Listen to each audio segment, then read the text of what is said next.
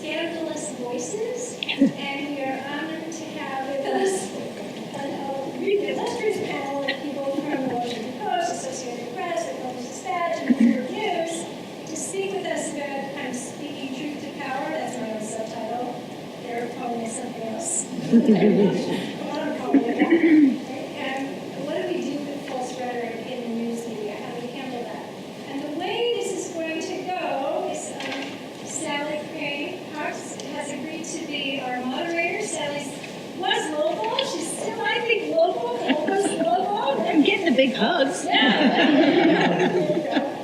Sally is herself a journalist and also is now on the board of a new organization that is hoping to boost women into the electorate. And we're really pleased to have her moderate this panel. And we will hear from each of the panel members, and then we'll be open to question and answer and conversation. Just before we start that, I just want to acknowledge that we actually have a relative of Victoria Claflin Woodhull here. Scott, you want to see that?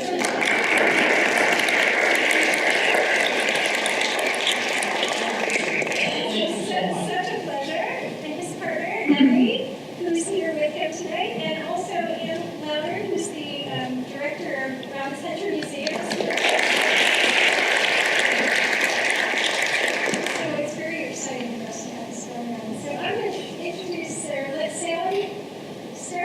Okay. Okay, so each person will have about 10 minutes to put some information out on the floor, and then we'll open it up for a big conversation about this. Okay? Well, Gil says that, but I've heard a lot of disagreement about how this is all going to go, so we're going to see how it's going to go. Gil thinks she's in charge. I'm formerly Sally McPhail, and some of you may remember me from my Granville Sentinel and Granville Community Booster days. I then left town and went to publish and edit Columbus Alive for several years. I think it was 12 years, and then left journalism altogether to devote myself to some family members who needed care, and never went back, because once you lose the fire in the belly, you know, if there's something that drives you to do it. But then I did take up, my whole passion has been around advocacy for women and women's issues. And I was one of the founders of the Women's Fund of Central Ohio back in the early 2000s, which is a philanthropic group dedicated to philanthropy by and for women and girls. And so I was the founding board chair of that for several years, and then that was successfully launched. And more recently, after several of us participated in the Women's March on Washington in 2017, we came back feeling very elevated, but I really felt like we had to do something more to translate that one-day event into action. And so I helped found something called the Matriots, which is a political action committee dedicated to electing more Ohio women to office. We have lots of room for opportunity. We have lots of opportunity here, lots of room for improvement in Ohio, where we only have 25% representation in our General Assembly, or actually it's 22% right now, and 14% in our county commissioners. And anyway, enough about the stats around that, but I am very honored to be here to help moderate this discussion today, because I'm very interested in these two women, Victoria Woodhull and her sister, And I also was a member of the board of the Robbins Hunter Museum back when I was working here in town. And I'm thrilled to hear from all the people who have come up and said that they're either on the board or have been on the board, because it was somewhat dormant institution when I was there in sort of the early 90s, I guess it was. Anyway, so today we're here to talk about Scandalous Voices, Journalistic Truths in the Face of False Rhetoric. And the springboard, of course, is Victoria Woodhull, who most people know first woman to run for U.S. president. I believe I'm stating that correctly, in 1872.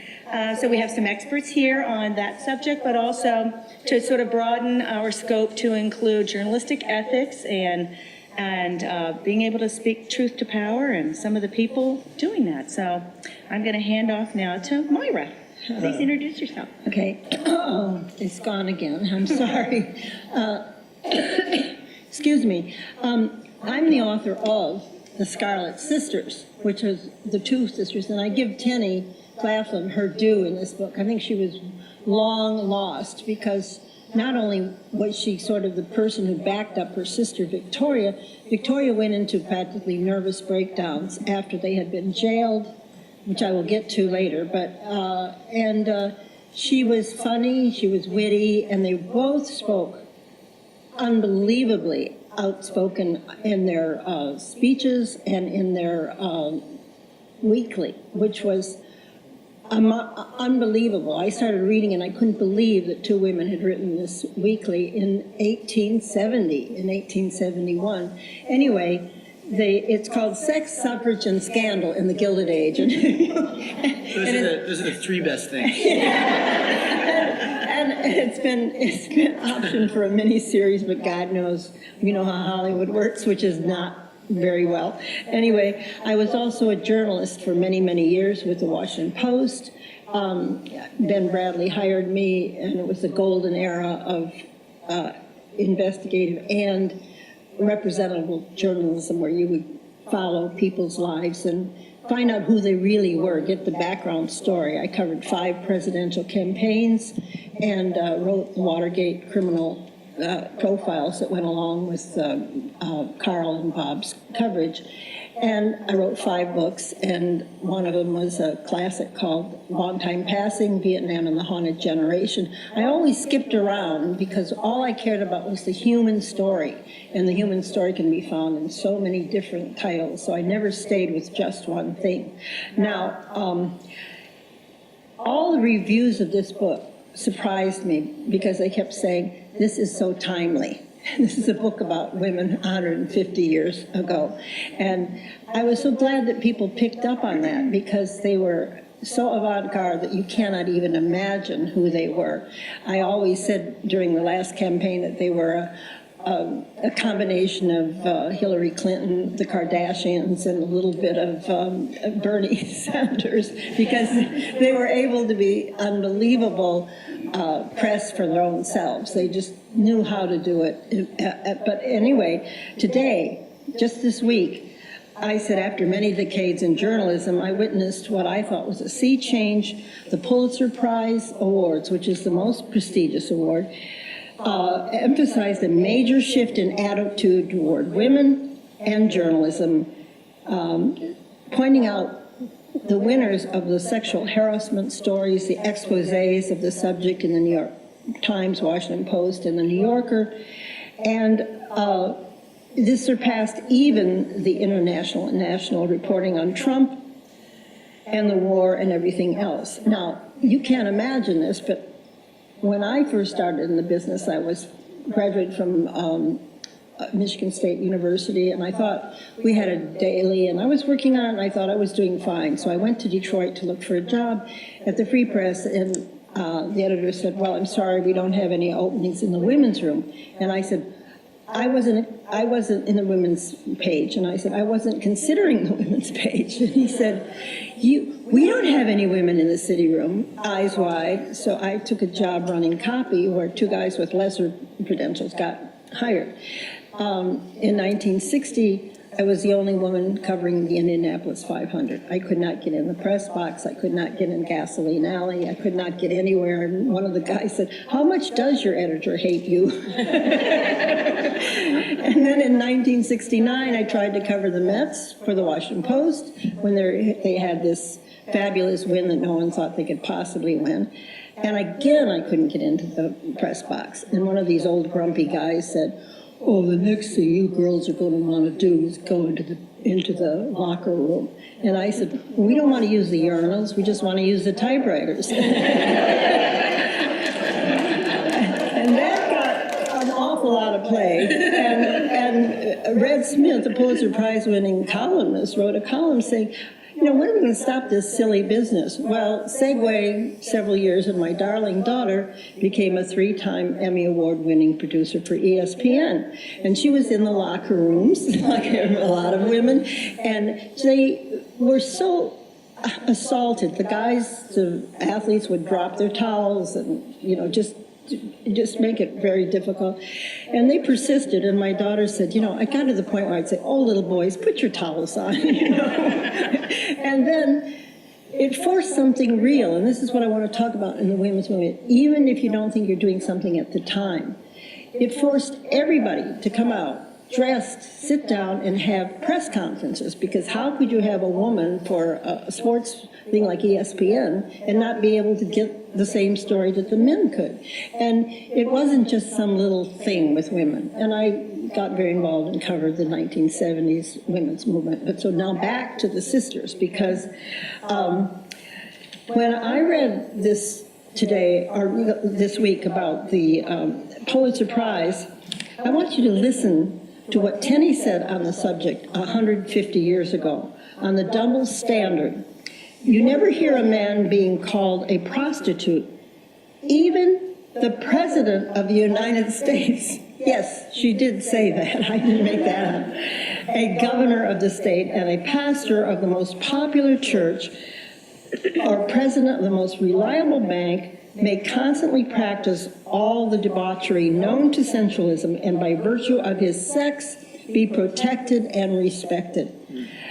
Have we seen anything different? Hello?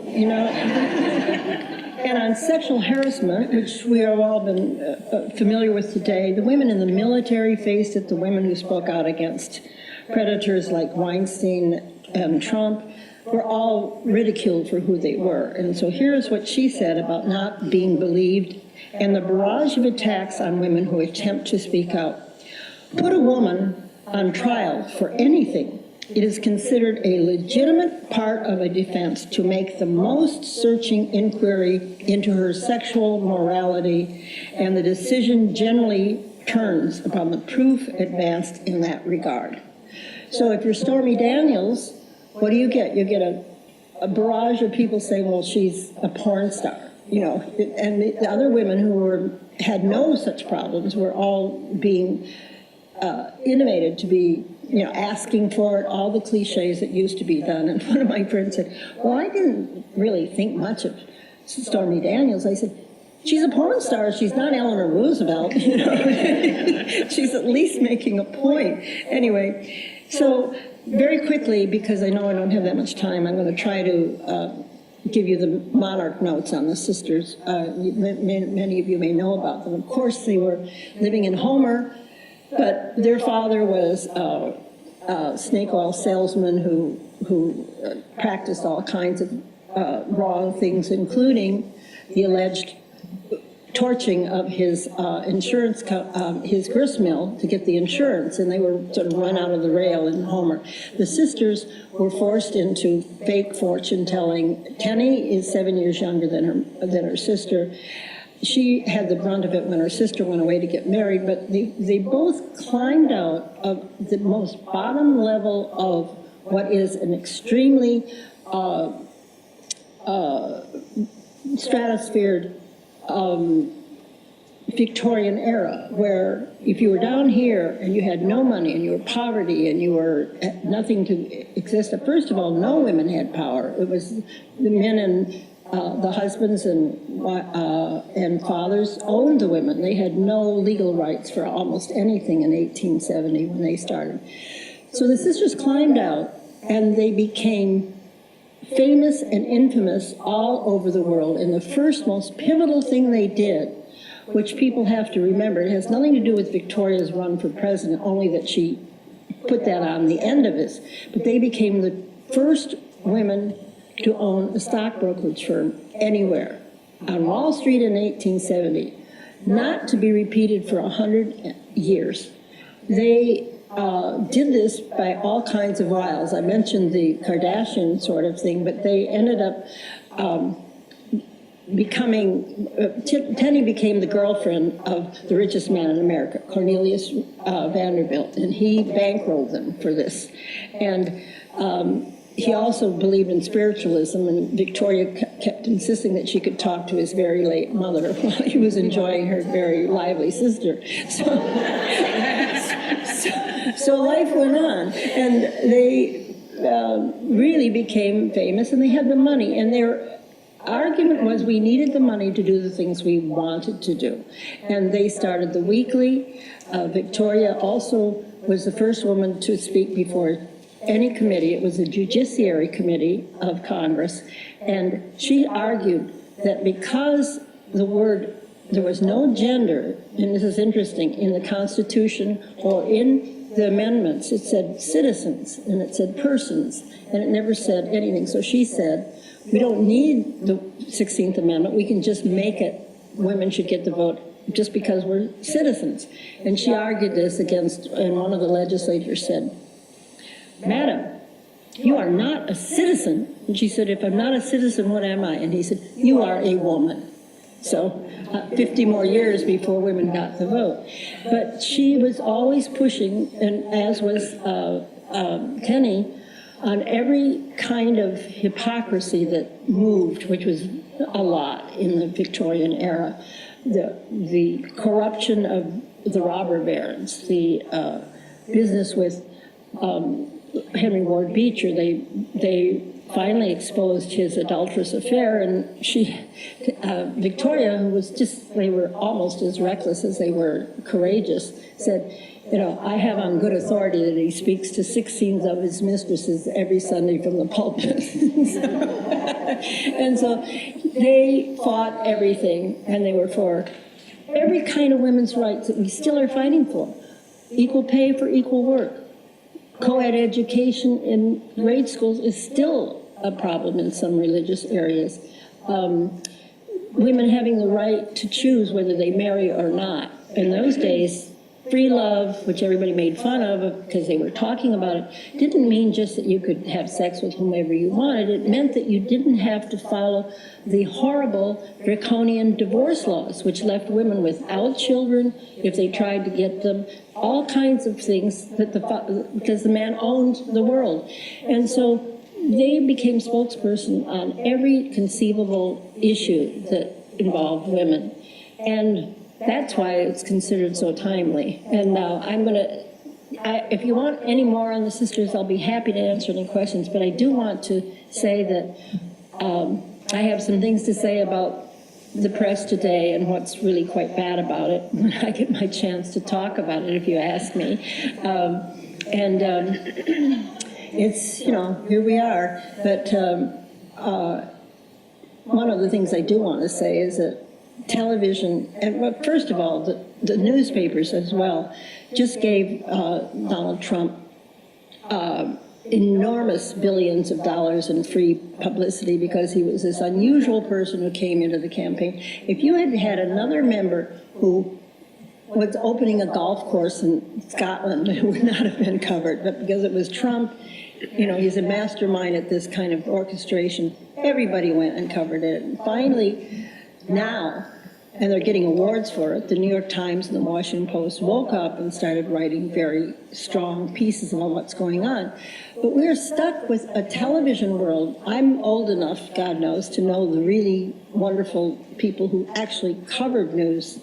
The Brinkley boys, David Brinkley, all of those people actually did reporting. Now all you get every night, whether it's the Fox getting their stuff or MSNBC doing their stuff, is a reporter who covered a story and they put him on the air, and he talks about the story that he covered, and they get a couple seconds. Well, if you're Chris Matthews, you don't even get a couple seconds because he keeps interrupting all the time. But if you get somebody on, they don't know what they're talking about. And half the time, there's these squibs that say, some blonde thing, male and female, it says senior analyst, and they look 12. It's just not journalism. Please. Speaking of looking 12. But he's also a journalist, so thank you. Thank you very much.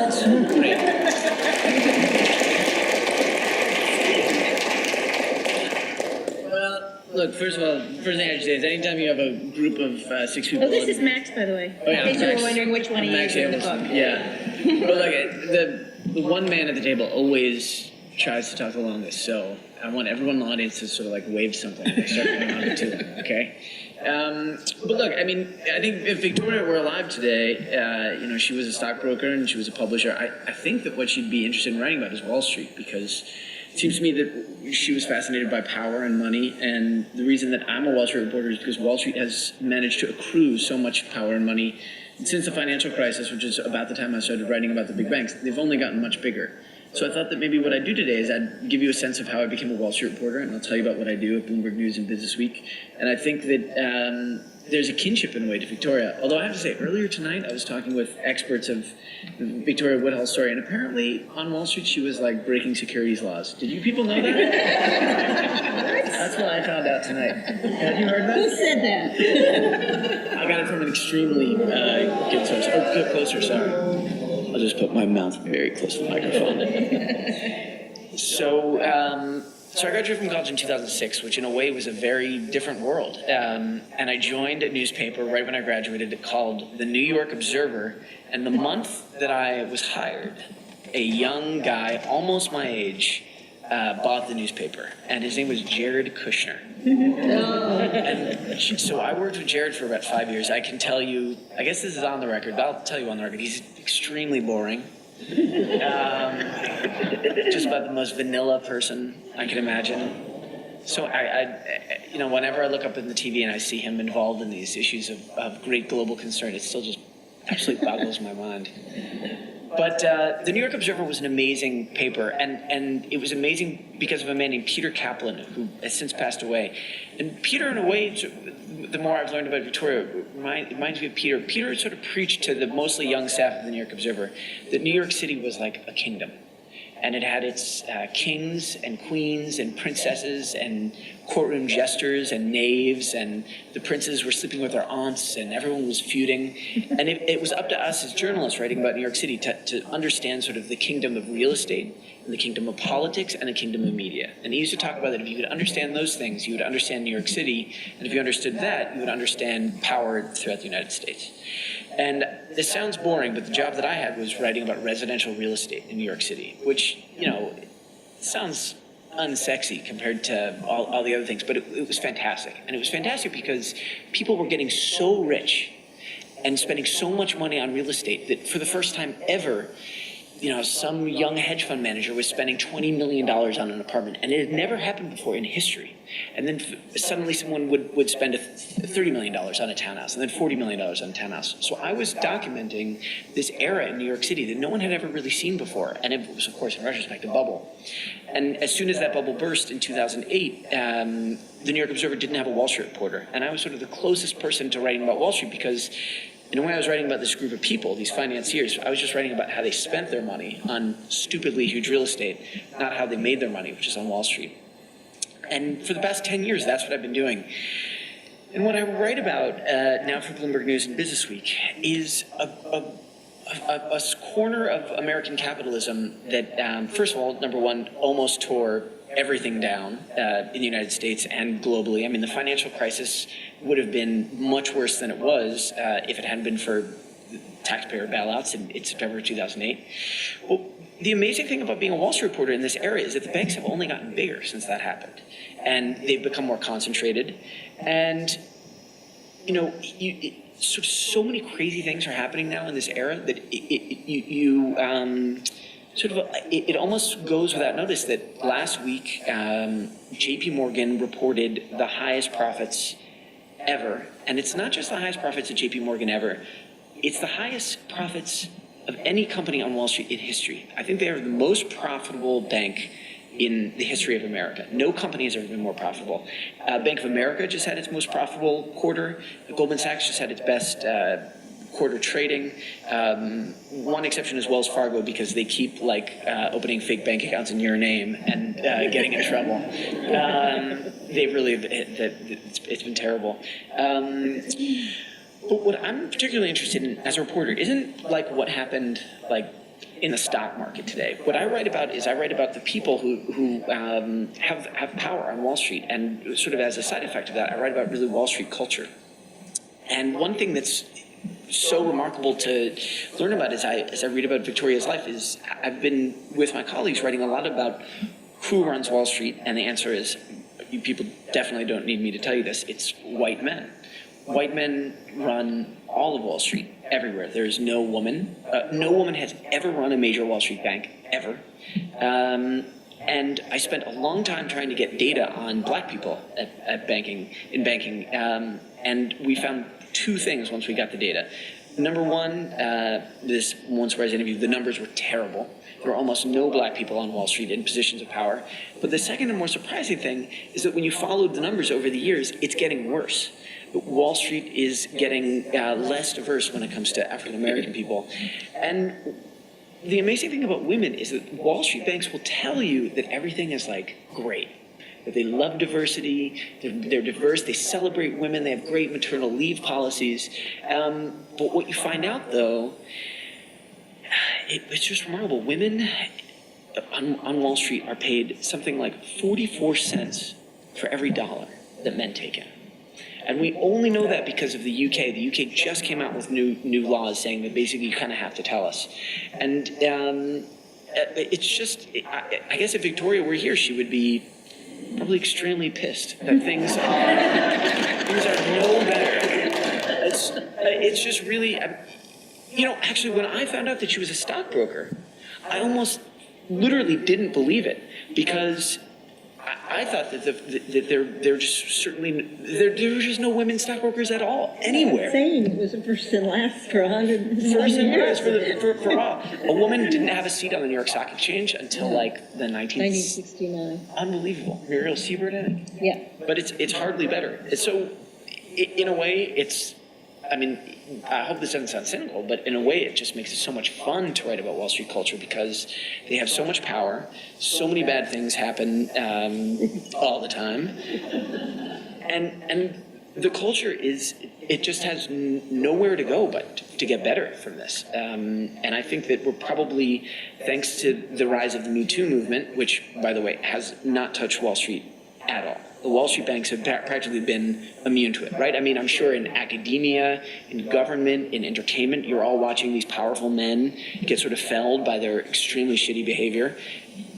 Not on Wall Street. No powerful banker has been touched. And just to explain really quickly why that is Wall Street just has this incredible culture of silence. Women are incentivized to keep quiet. There are legal reasons. Wall Street has its own sort of alternate legal system.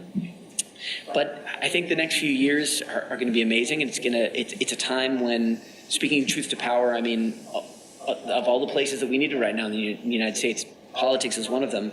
But I think we're going to start seeing Wall Street change, and I think that journalism is going to be a big part of that. And it's either that or it's going to, stay the same in Victoria's era and ours, which is probably what will happen.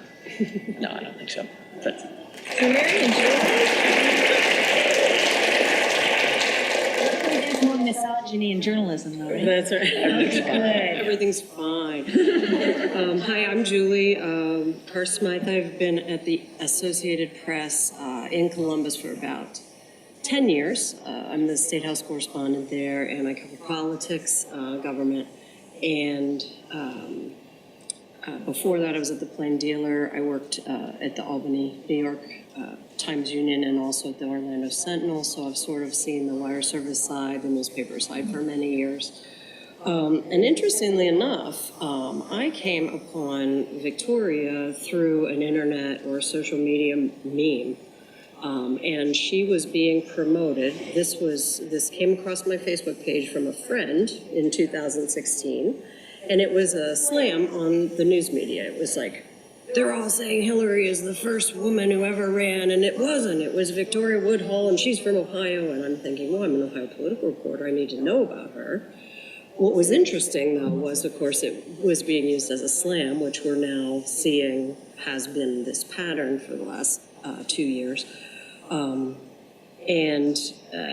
So I went out to sort of prove what it was, and it turned out, no, we were not misreporting that Hillary Clinton was the first major party nominee of a major party who was female. But Victoria was the first who was ever nominated by a party and ran and actually had a few votes cast for her. So I guess in that light, I come at it from this social media, fake news angle, which is sort of what I want to talk to you about a little bit today, and unpack some of the things that Myra is saying about, that the media aren't doing what they need to be doing in terms of reporting the news. My first message, I guess, is just, we need to be kind of careful what we think of when we say media.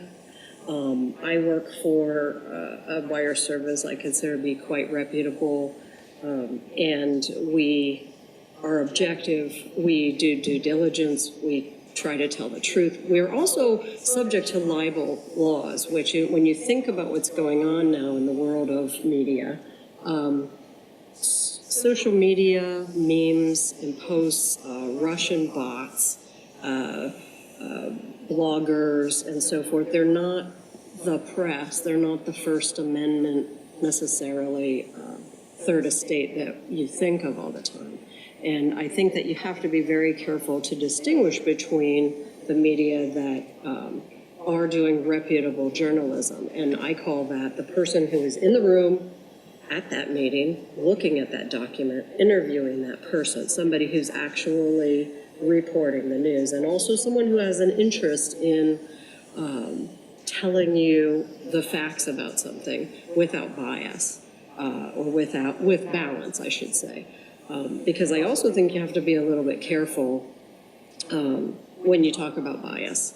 And Mary will get to this, I think, as an opinion page person. We have within the news media, we have opinion, and we have what I do, which is straight general news. But you can have bias and you can have truth at the same time. The example I would bring to you is abortion in Ohio, which I cover a lot of. Let's take that. There are two trends going on in abortion in Ohio. One is that abortions are going down, and one is that clinics are closing. So if you talk to Ohio Right to Life, they're going to tell you abortion's going down and clinics are closing. That's because, guess what? We did a great job over the last 20 years getting our message out, and women don't want to have abortions anymore because we made our point clear, and the clinics are closing because there's no demand for the abortions. If you talk to NARAL and Planned Parenthood, they'll say, well, there's no demand because we've passed laws that have made it more difficult for women to have abortions, to get access to abortions. There have been a lot of barriers put in front of women. And that's why abortions are going down and clinics are closing. I call that a really authentic, important policy debate based on common, mutually agreed upon facts. Nobody's giving you wrong information. They just disagree on what the information means. This is the kind of debate we should be having on all kinds of topics. But what's happening is this erosion of any agreement on what the basic facts are. I brought to you a little article I had read out of the Wall Street Journal. Rebecca Neuberger Goldstein had written a very interesting piece about the post-truth era. And sort of what does that mean? Does that mean we don't need truth anymore? Does that mean we can't agree on the definition of truth? It isn't exactly that. Well, the point she makes is that what we are doing right now is it is a tribal badge of honor to defy truth, to say, like, if I say, well, let me just read to you what she says about this. In today's political discourse, we have taken to repurposing certain propositions so that pronouncing them is not so much an assertion of truth as a pledge of allegiance to our political tribe. In these acts of pseudo-assertion, the information being conveyed isn't about the topic of the proposition at all. It's about the political loyalties of the speaker. Consider two different propositions from opposite ends of American politics. One, the only way to stop violent crime is to allow citizens to arm themselves. And two, for a person of privilege to make creative use of the culture of the underprivileged is an act of aggression and abuse. The information that we can glean from these statements isn't about the putative topics, gun control and cultural appropriation. It's about the political identity of the speaker. Such assertions are tribal banners, and offering counter evidence isn't likely to get you very far. In fact, a pledge of political allegiance achieves greater authenticity if it flies in the face of counter evidence. So, in other words, if 97% of scientists say climate change is true, then it's a badge of honor to you to not believe in it. The same might be the case on the left with, say, the example here is genetically engineered crops, which a lot of people on the left consider a badge of honor to not eat food that is genetically engineered. At the same time, there's not much evidence. So I guess this creates the challenge for us as journalists to just continue to very doggedly do what we do and try to bring facts to people. It takes a certain amount of bravery that I haven't seen in my 25 years doing this to come in to work every day when you're being assaulted as fake news and out to kill our democracy and showing bias, because, you know, I've spent my career not doing that. I mean, when I come in every day, I tell people, you know, I come from a big family. I was used to being the peacemaker. I was used to always looking at all the sides and like solving the problems of my sisters or whatever, or solving the disputes. And it's like sometimes I don't form opinions on these things because I've written about them so much. I'm not. My husband has various passionate opinions about politics, and I listen to him at dinner and I nod. And it's not that I don't have opinions, but what I'm saying is that I believe that it's completely possible, and I think that I want you guys to ask all the questions you want, but I do think it's completely possible for us to present you, the reader, with objective information that's fair and balanced for you to make decisions as voters and Americans, and I think that's really what we're here for. So I guess I'll stop there and we can ask some questions.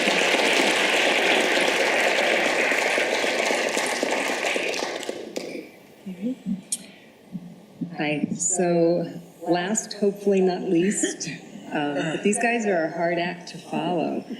My name is Mary Yost, and I am here on a return engagement to newspapers.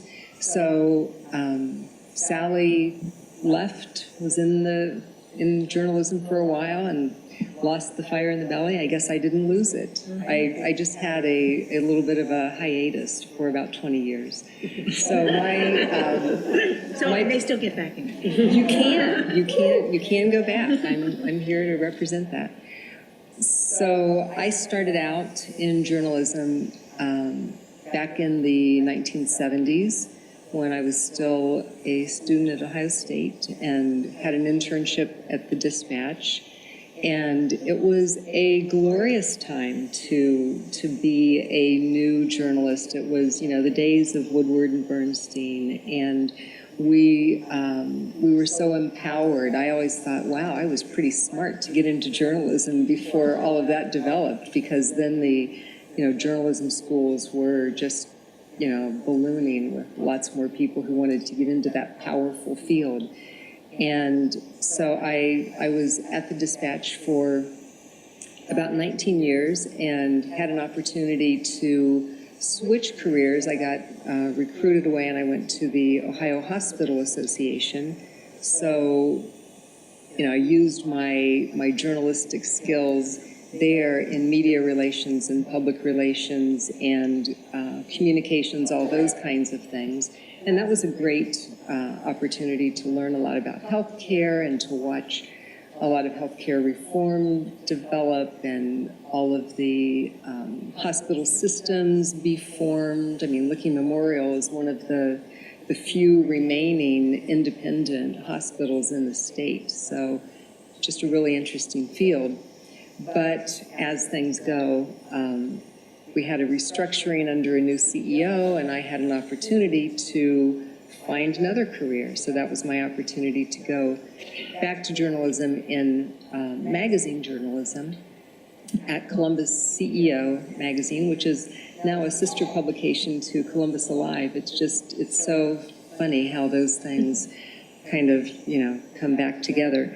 And then in January, had the opportunity to finally take my dream job, which is as editor of the editorial page for the Dispatch. And that was something that, before I left the paper in the first place, when I used to try to look out in the future and figure out where might I want to go, that was a place where, even though there had never been a woman in that position, I thought I could do that. That could be, something I could get excited about. So it took me a while to get there, but that's the role I'm in today. And it's a really interesting place to be. I think I'm still developing that editorial voice because I came up like Julie and the rest of the folks did as an objective journalist, where you're supposed to be reporting what happened and not be putting your own opinion into it. And now it's my job to look at a lot of the stories that have been reported and to express an opinion that, number one, doesn't get me fired because the publisher is okay with it, but one that I think will be a thoughtful point of view. And just a little bit more background. For many, many years, most of you probably know this, the Dispatch was owned by the Wolf family, and there was a definite voice of the publisher when John F. Wolf was, still the owner and directed the editorial page content. With the sale of the paper in 2015 to the Gatehouse family, we lost that kind of voice, and the good news is, I think, that we now have a much more democratic voice. So it's not an individual speaking, it is a number of us who make up the editorial board. It's myself, it's Brad Harmon, who is our publisher and has responsibilities for many other papers, and Alan Miller, who is, one of your neighbors, as the executive editor, and our very small staff in the editorial writers department. And we get together and determine, what do we think a particular story is saying, what enlightenment might we want to bring to our readers about that particular issue. And I have to say, the thing that really appealed to me when I was first talking to Brad and to Alan last year about taking this position was that when I asked Brad about, what is he looking for in an editorial page editor, his vision was very close to what I'm comfortable with. He was saying he didn't want this to be a preachy editorial page, but an engaging editorial page. So what we've been trying to do is not, pound our fist so much, although we do occasionally when we see people doing stupid things. But it's more to try to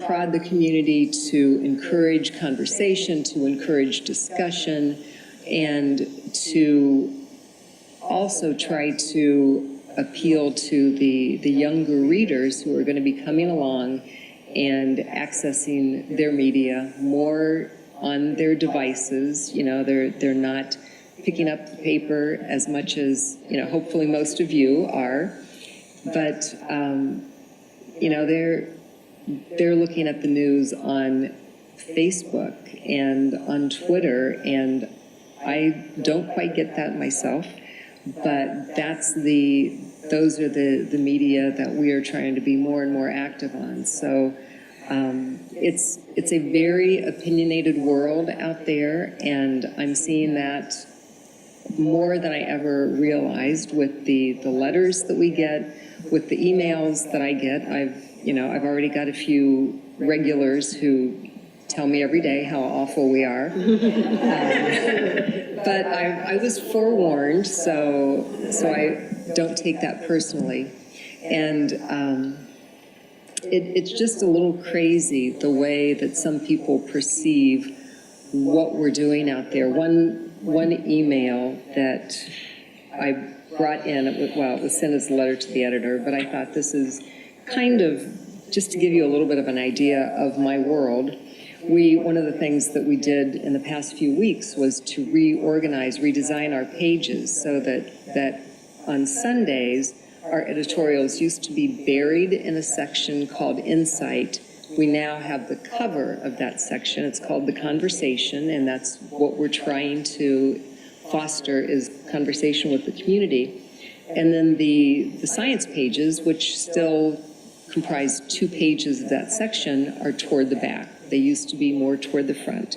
So this particular letter writer, Dimitri, there's no Dimitri here tonight, is there? Okay, good. Dimitri said that you've often described the care taken in crafting the dispatch, and yet this juxtaposition seems so obviously incongruous that it invites at least this reader to question the objectivity of the newspaper. After all, if facts ascertained through the scientific process hold no greater weight than a letter to the editor, what faith should I place in what you report on the front page either?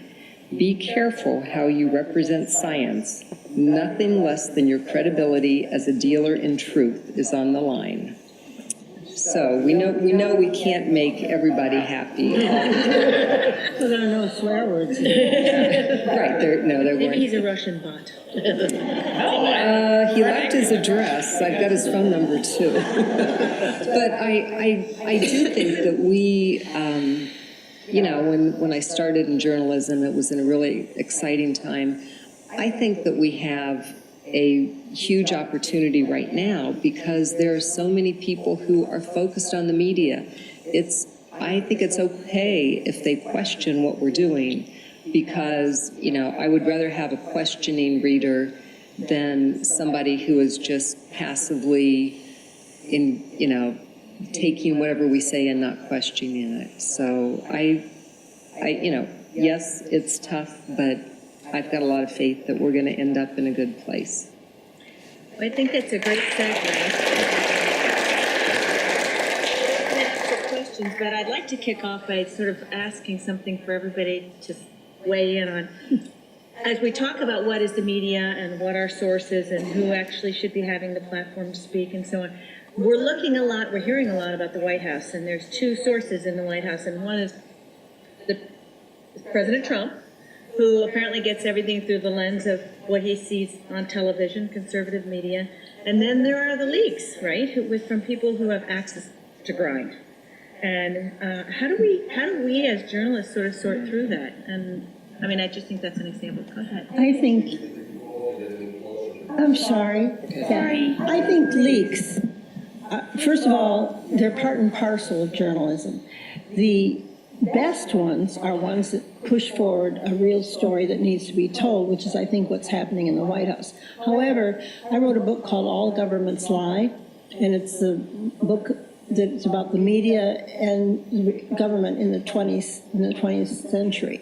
And basically, I.F. Stone, who was a very liberal reporter, but I'm very disturbed by the constant use of the word objectivity here, because there's no such real thing. If you interview somebody for 2 hours and you decide that this has to be the very first paragraph, you are making a subjective point. I'm not saying that it's right or wrong. You're not doing it for a pitch, but you have to say, oh my God, what did this person really say that I need to tell the people now? And so I think you can have credibility, but you can't have objectivity. And the second part of that is that even though Izzy Stone, who's a model for so many he was Carl Bernstein's model, he was everybody of any sort, because he had a point of view, but he always backed it up with super, super facts. And he used to say, he had one line, if I can get it right, he said, in Washington, you have to take care that you don't lose your journalistic virginity, because the moment the Secretary of State asks you to lunch, you've had it. And the whole process in Washington, I've done it for years, is who do you know and how do you get to them? And every time you get a leak from somebody higher up, chances are it is what they want you to know. What weapons of mass destruction is an absolutely perfect example of how the New York Times got spun. And they got it from on top. Izzy always said, go to the bowels of the government. These are the people who are disconnected and unhappy with something, which is what I think is happening with the White House leaks. And so it's an up and down thing. But Izzy, for example, was the only journalist in America who questioned the Gulf of Tonkin reason for going into Vietnam, which was a total lie. And if the rest of the mainstream, I'm really upset with mainstream journalists mostly, because there are fabulous investigative journalists that you have never heard from. I'm on 2 judges' awards. One is the Eye of Stone Medal at Harvard. The other one is Molly Ivins. And both of those have people that you don't know who are doing incredible investigative, and they're breaking things down. I mean, I'm not trying to say to Max that you have to go out and burn the bridges of Wall Street, but what happens if you say something very critical? And by the way, the sisters did talk about Wall Street, and they did, what they did is they went in and found the corruption and wrote about it. And there's a sense of being angry and outraged and needing to tell the truth. And there are just not so many people doing that. But they're doing it all over this country. Every time I look at these people to judge, I am amazed at the good writing out there, on immigration in Texas and on, so you just name it. There's all kinds of people working very, very hard to do that. And they're not the people we hear about all the time. And when we say media, I think we have to absolutely divide between print and television. I see nothing on television that's news. If somebody can really explain to me, somebody who is out there and comes back, and Richard Engel is probably the only one. And so I'm just mouthing off, of course, but... Well, let's hear from Julie and Max, who are sort of on the front lines with reporting. I will say that Oh, no, I'm sorry. my impression is that objectivity, and Myra's right, it was there invented not out of the goodness of journalists' hearts. It was a commercial idea, because at the time there were right-leaning papers, left-leaning papers. How was a wire service like the AP going to tap both those markets, put both perspectives together? It made a lot of sense. And I think that she is right. I mean, we're always aiming for what we call the closest possible version of the truth. That is more helpful to you than for us to stack a whole bunch of contradictory facts side by side, so that you leave the story going, I don't even know what I just learned. All I learned was a big bunch of contradictions. So we try to add to the facts that we gather, analysis, historical context, statistics, polls, reliable other sources, documents, so that you can get a full picture. I'm going to say something that, let me just say, Bloomberg News really trains us to not share our opinions, because, Bloomberg News is right down the middle. We're really sort of like a facts-only type place. But I'm going to tell you something that is sort of on my mind when we're talking about Scandalous Truths. Myra was talking about a binary between television and print reporting, but in my mind, in the Trump era, if I'm speaking honestly, I feel like we're kind of in two worlds in the United States. One of them is a media where it's like Donald Trump is a goddamn hero and he's the greatest thing in the world. And the other one is like Trump is this satanic, ruinous monster who's like gonna try to kill you.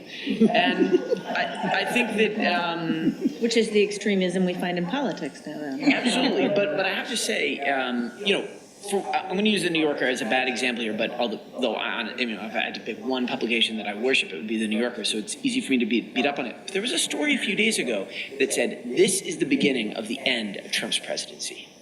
The final chapter of Trump's presidency has begun. And I feel like That was a very bad ad. I read It's that. Bad absolutely, headline. it seems the dangerous. The story didn't say that. The headline said it. Definitely, but I feel like really good investigative reporting about whatever is going on in the White House. I mean, and God knows what's happening in the White House right now. But when the media gets into, the second half of Trump's presidency, we're going to have to figure out a way of both being courageous and adventurous and transparent and fair, while also like not telling voters and Americans that everything's burning down if it's not, or that Trump is in cahoots with Russia if no one really knows that yet. On the other hand, that doesn't mean that that's being careful isn't an excuse to be lazy or to be uncourageous. But somehow those two worlds are going to have to meet. Now that's holding basically the left's journalism to a high standard. I'm not even sure what you could tell Fox News to make its reporting more fair. I mean, literally, Sean Hannity was like, did you guys see that? That Michael Cohen was working for Sean Hannity? Yeah. So He's still Mary, do you reporting think on it. it's harder than ever to write an editorial without being marginalized as having an axe to grind? I mean, I feel like everybody's like, oh, she's clearly in that camp then. Right. I mean, you that's why I want to make sure that when we're doing our editorials that we're saying, and here are kinds of the ways that we got there. We want people to be able to see a rationale. But if I could talk a minute about the whole Trump mess. I mean, it's fascinating to me because one of the things that I get to do every day is to go through a lot of the columnists that are out there, because we present, we have one editorial and then we have other viewpoints that we bring in, and then we present national columnists who are writing about their perspective about what's going on, and we try to have some balance there. So it's any day of the week, we can come up with all kinds of Trump bashing columns. It's harder to find the ones that are the Trump supporters, but they're there too. And then we try to offer that balance so that people can see both views. But it's crazy to just be observing, and also be observing all the editorial cartoonists and their commentary, because they're seeing the best and the worst also. I just wanted to add one thing that, if you recall, at the beginning of the Trump presidency, there was talk that journalists weren't going to be allowed into the White House, that they were going to move the entire press wing out. They have definitely raised the cost of traveling with the president, which is a way to undercut an industry that's already suffering, as you all know. I mean, we've seen probably a drop from, say, 65,000 reporters and editors in the country 15 years ago to probably a third of that now, or maybe a half. However, one of the best tips that I got at that time was, well, we need to cover the Trump White House like a war zone. You've got to go around the battle lines to the back, figure out what's going on the inside. And that's why you're seeing so many anonymous sources. It's a horrible conundrum for journalists. AP has an extremely high standard for using an anonymous source. We have a 3-tiered rule, which is that they have to know it firsthand. It has to be a fact. And there has to be no other way in which for us to verify it. So we have to meet a really high bar. And as you guys know, when you read an article that has an anonymous source, you feel a little questionable, like could they have made that up? Who might that be? Do they have an extra grind? All the things that you're asking. And by putting out on a daily basis 2 versions of the so-called truth, which is what we see just about every day. We see Sarah Huckabee say one thing and we see Trump say the opposite. And then we have to go to behind the battle lines, get anonymous sources to verify what we're hearing and figure out what might be the closest possible version of the truth, forcing us to go with anonymous sources.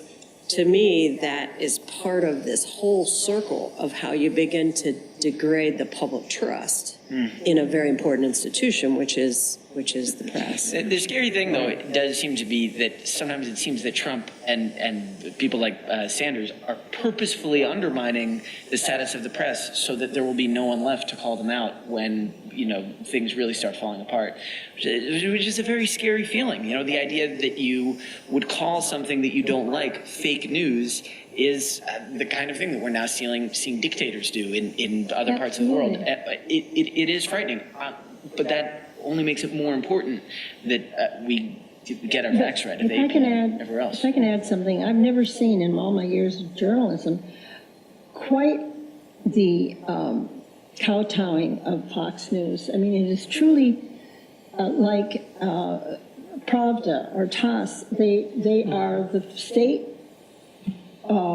media, and they're the largest in the cable section. I've been watching. I will do both back and forth, and I can tell you, for example, the March for Gun Control, when the kids who were very eloquent started speaking, Fox went to commercials. I mean, people didn't hear what those kids were saying. I'm trying to pull together something to write about it because it's a travesty in that sense. But I do want to say 2 things. One about the airfare. When we were on campaigns, I covered 5 of them. You get on the plane and you didn't realize that your paper or your television was costing us 110%, of the costs practically. I mean, it was a huge cost to the papers. So they made it up with booze. I mean, in the morning you'd have, Bloody Marys, and you'd have something at noon, and you'd get on and off these campaign planes, and everybody would be, it was just ridiculous. But